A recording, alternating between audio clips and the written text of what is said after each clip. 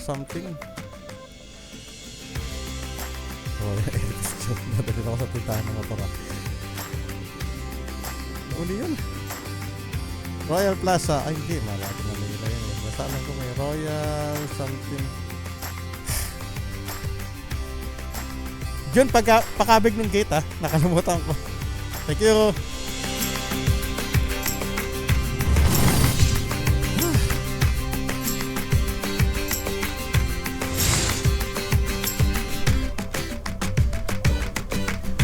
So once again, good morning sa inyo mga real peeps. Ang oras natin ngayon ay 6:30 na ng umaga. At ngayong araw, may sasadyain tayo dyan sa may Mandaluyong lang din uli. Tayo ay magkakaroon ng APE o Annual Physical Examination. Ito ay required para sa ating trabaho. At malaking tulong yun dahil pwede natin malaman kung meron ba tayong mga kailangang paggamot na hindi natin napapansin. Hindi natin alam na mataas pala ang ating cholesterol, mataas na ang ating sugar. Dahil madalas yan ay minsan hindi natin nararamdaman Makikita na lang yan sa pagkuha ng examen. So kailangan natin makaabot sa tamang oras para hindi tayo overfasting ba. Ang huling kain natin kanina is kanina madaling araw is alas 12. So meron tayong 8 to 10 hours para makuhanan tayo ng dugo. So ang estimate natin makarating ay around 7:30 doon sa ating pupuntahan, doon sa clinic. At ngayon, bago ko pala makalimutan, gusto ko kayong batiin ng Happy Easter. Dahil kahapon ay yung Easter Sunday. Ibig sabihin yung Pasko ng muling pagkabuhay ng ating Papa Jesus, di ba? At kahapon ng umaga ay nanood kami ng hindi ko na lang din na-video nung tinatawag nilang salubong. Yun yung isa sa mga tradisyon nating mga Pilipino, mga Katolikong Pilipino, na sa tuwing Easter Sunday ay nagkakaroon ng prosesyon sa madaling araw kung saan magtatagpo uli si Mama Mary at si Papa Jesus. May napapansin ba kayo? Meron tayong bagong in-update dito sa ating handlebar. Nilagyan natin ng crossbar. At sa gayon gagamitan natin tong yung dati nating cellphone holder na may dumpster, yung shock absorption, para hindi natatagtag yung cellphone natin sa pagbiyahe. At ang isa pang malaking update ay naka-action cam na tayo dito sa natin, front camera natin. Hindi na natin gamit yung ating Insta360 na X2. At dahil doon ay medyo mababawasan yung hassle natin sa pag-e-edit. Although pwede naman yung 360 na gawing action cam, meron siya action cam mode Pero ang kaso kasi sa hindi ko lang sa ibang version kung sa X3 or X4. Yung sa X2 kasi merong sa mga taong pamilyar sa paggamit ng action camera, ay merong sinesegment niya yung bawat video, di ba? Kung ilang minutes mo sinet, kunyari example 10 minutes, 5 minutes, hahatiin niya yung video kinukuha natin. Ang isang purpose nun ay maiwasan yung pagka-damage o pagka-corrupt ng buong kuha mo. At least may masasave ka, kasi kung may makorrupt mang isang isang segment, ayun lang yung masisira, yung iba ay magagamit mo pa. Ang kaso kasi rin sa X2 ay kada segment na gagawin niya meron siya interval na na 4 seconds. Hindi katulad dito sa mga sa mga traditional na action camera ay continuous siya. Kunyari kung nahati siya sa first segment and second segment is seamless yung pagkakadugtong pagka pinagkabit mo siya sa editing. So nangyari, dahil sa tayo ay gumagamit ng dalawang camera, ay kailangan natin i-sync yung dalawang camera sa sa pag-e-edit. Kung mapapansin nyo, di ba, sa tuwing pagka-start ng aking recording nakikita nyo ako yung pumapalakpak, di ba? Para doon makuha ko yung timing ng pagtatapat ng dalawang video. Pag nahirapan lumiko, sabay tayo sa mga kotse. Ayan, hayaan nyo silang bumax out para sa atin. Uy, kapatid DF yun, same color pa. At isa pa, makikita nyo, gamit na natin yung ating bagong helmet na Spider Arrow 2.0. At syempre, yung ating Freedcon Hero. Nakakabit na. So, ayan, ngayon, ano na rin to, testing na rin. Ito yung, first vlog na gamit natin itong, bagong setup natin ng helmet. At hindi ko pa gano'n naayos yung, yung mga wirings ito. Meron pa akong mga inihintay na kailangan na in-order ko sa online. Nagkataon na galing China kaya medyo matagal. Ay, ano ba yan? Usok nyo.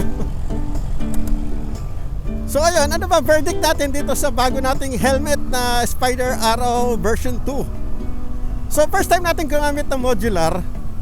Ito yung naiaangat para pwede siyang gawing half face.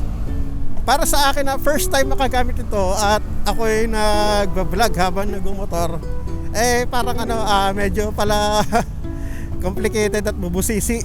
Siyempre, ang isa rin sa constang isang modular helmet versus sa mga ordinary na full face helmet, kumayot pa ako.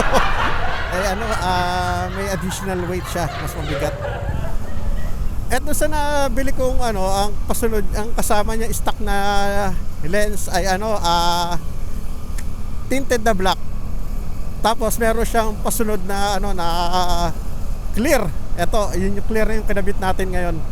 Para sa kahit sa gabi ay hindi tayo mahirapan kung kailangan isara yung visor natin.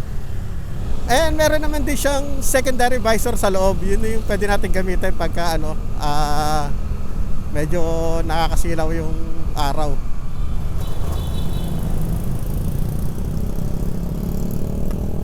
Tulad yan, ayan, di ba? Oh. Harapan natin nasa harap natin yung araw ngayon kaya sinara muna natin itong secondary visor or lens. Maganda to dahil kung sa ganitong panahon mainit ngayon, di ba? May kainitan. So hindi may hangin pa rin na makakapasok sa helmet natin. Ay grabe ba, puno na kaagad ng sasakyan ng Metro Manila. Samantalang nung itong nakaraang Friday and Saturdays napakaluwag. Dahil yung mga karamihan ng di ba? Nung nagbabakasyon sa probinsya. At meron nga pala ako napansin dito sa sa visor merong konti lang naman na distortion sa mga gilid. Pero hindi naman siya nakaka-distract gano. Ay grabe ba. Wala pang alas 7 ramdam na yung init. Init na ngayon.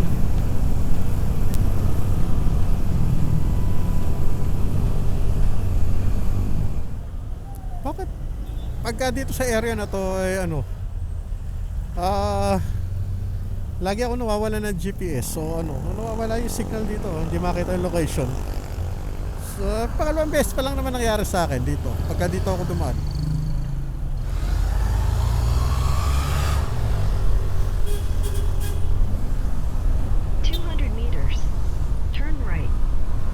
Yun, bumalik rin ang GPS natin. Turn right.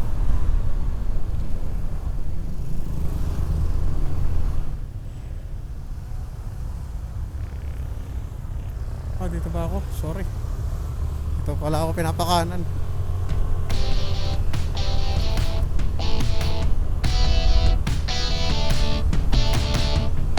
Dalandaan dito. Sarap tumaan. Mga na to, no? Parang mga village siya rin siguro.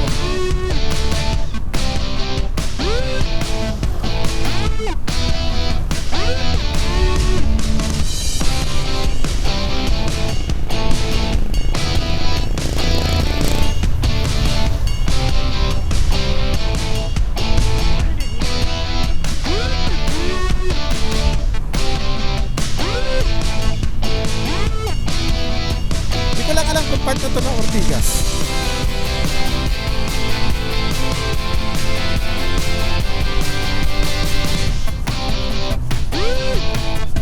O Mandaluyong pa rin.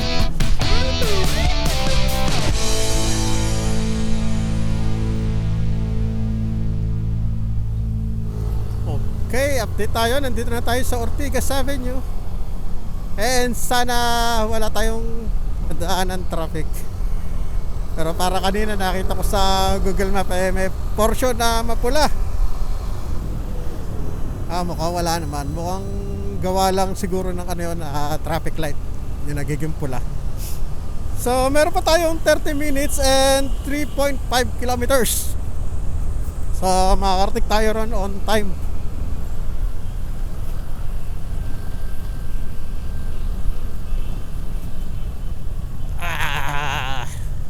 Bumpy. Diyan natetest kung okay itong natin yung may damper na cell phone holder.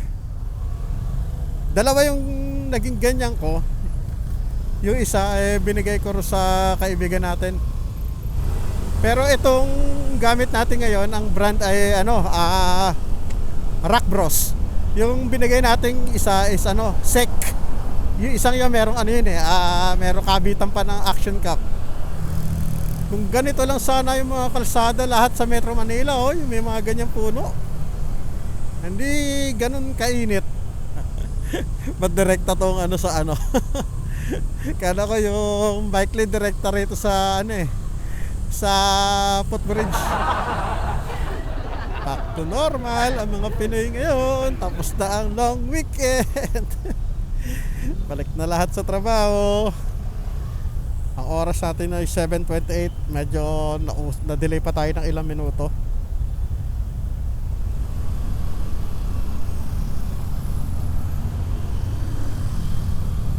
Hoy, ang lalim nun.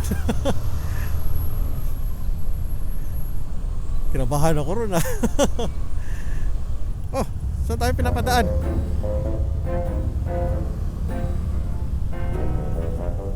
Hindi, doon pa pala. Dulo pala ko. Kala, papadiretso na tayo ng bundok Medyo naninibago lang ako sa orientation uli nung natin, cellphone. Naka kasi tayo ngayon, naka landscape, naka horizontal yung position. 200 meters. Turn right. Hindi katulad ng patayo. Pag patayo yung cellphone natin, ay mas madaling makita kung saan yung mga tutuntunin. Nakikita natin kaagad. Ito medyo mahirap Dapat pala doon pa ako sa kabila. Ngayon sana ko iikot. Na lang natin si Google. Naligaw na naman ako dito. Update. Ay mag-update ng ko, reroute ko.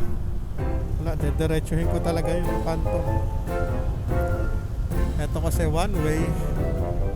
Baka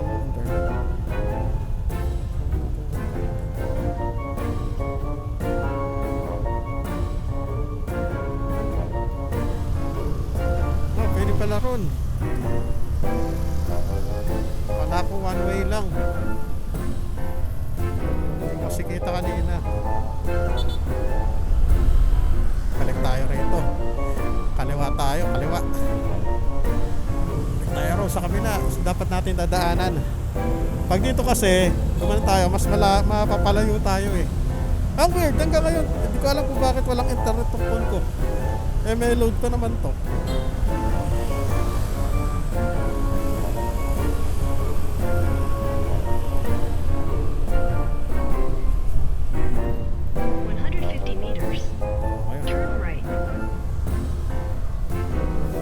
Bale, ang sinusundan ko na lang pala sa GPS ngayon is yung parang na-download niya na to. Offline na. Ewan ko, hindi ko alam bakit ako walang hindi ko alam kung bakit ako walang internet. Ayun, mukhang lagpas na naman ako. Gag! Lagpas na naman ako! Ano ba yan? Dapat kumano na tayo ron nako. Nabasyal pa. Ano ba yan? Parang hindi gumana yung yung data ko. Parang naka-dependent, naiwan siya naka-dependent dun sa sa pagkaka-connect natin sa Wi-Fi. Tabi nga tayo rito sa grid at ayusin natin. Data. Ayun, bumalik yung kanan daw tayo rito. Kumagat tayo natin yung data natin.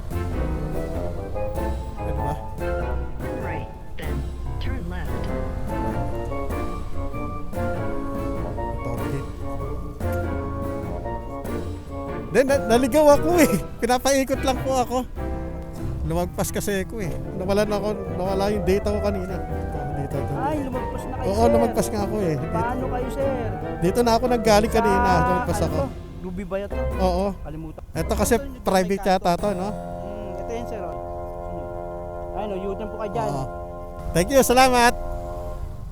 Private nga kasi to. Bossing, thank you.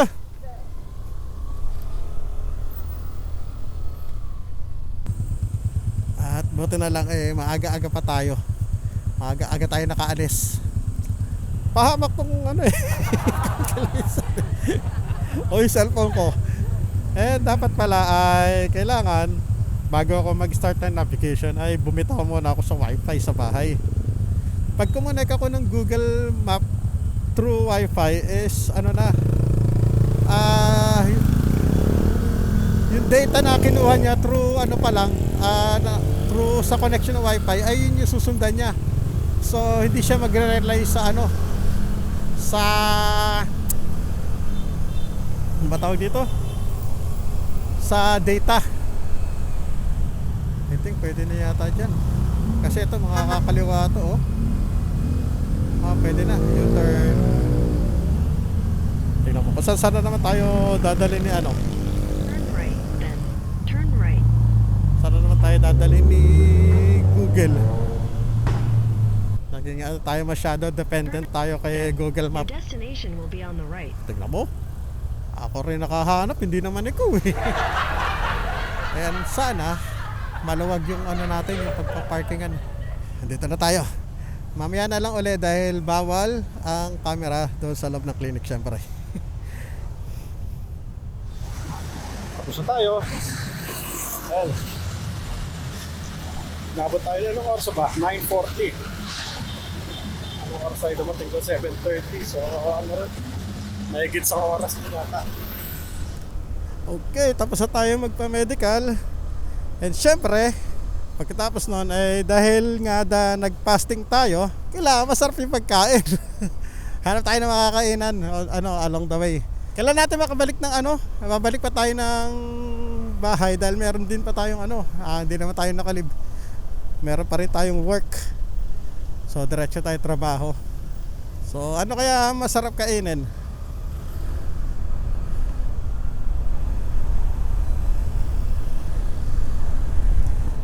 Sana ganito lagi kaluwag dito oh.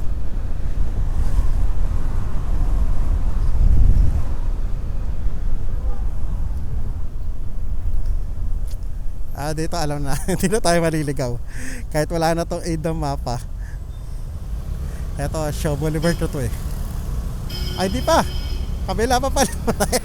Muntik pa rin. Doon pa pala yun sa kabila.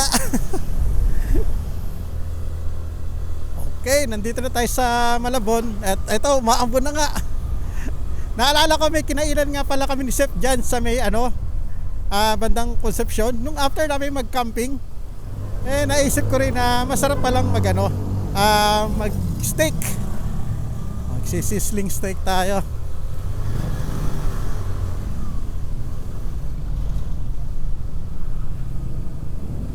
Ayan, umaraw na uli. Umaambon na nga kanina eh. At sana yung kakainan natin ay sana bukas. Ang alam ko ang bukas nun is alas 7 ng umaga eh. Saan ba yun? Ito na yun. Ito na. Dito na tayo. Ayan, bukas.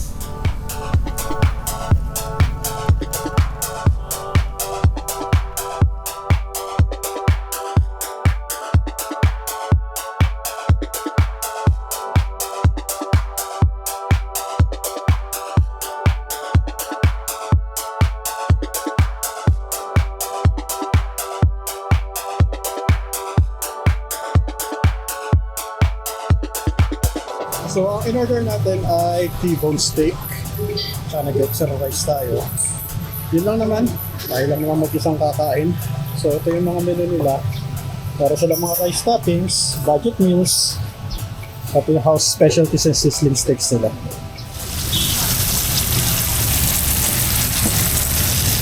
Kutsara at ano. Doon nakapagdala ng ano. Nakalimutan ko magdala ng cup. So, kain na muna tayo. Siyempre hindi kompleto yung lakad. Pagka walang kain. Alam nyo ba, itong steak site na to ay ito yung OG na sizzling steak dito sa Malabon. Ilang years na rin to. Siguro high school pa ako nung nagbukas nung nabuksan ko.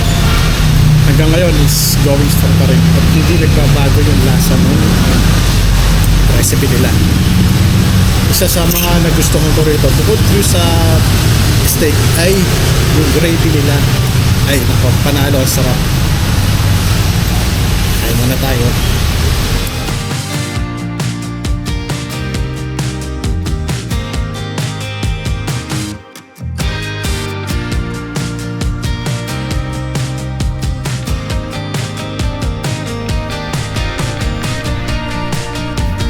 So yun na rin yung ano natin, breakfast and lunch natin. So mamaya pagdating sa sa bahay, dire-diretso na yung ating trabaho. Hindi na tayo magla-lunch. So dito ko na tatapusin itong video. Maraming salamat sa panonood at sa mga umabot rito. At sa mga hindi pa nakasubscribe, please subscribe po. Libre naman po yan. At konting patch update lang naman tayo. Ito yung sabi natin parang mga filler episode natin dito sa ating channel. So once again, maraming salamat po ulit. Hanggang sa muli. And see you on the next one. God bless po sa ating lahat. But I got you close and kinda hoping that one day we'll get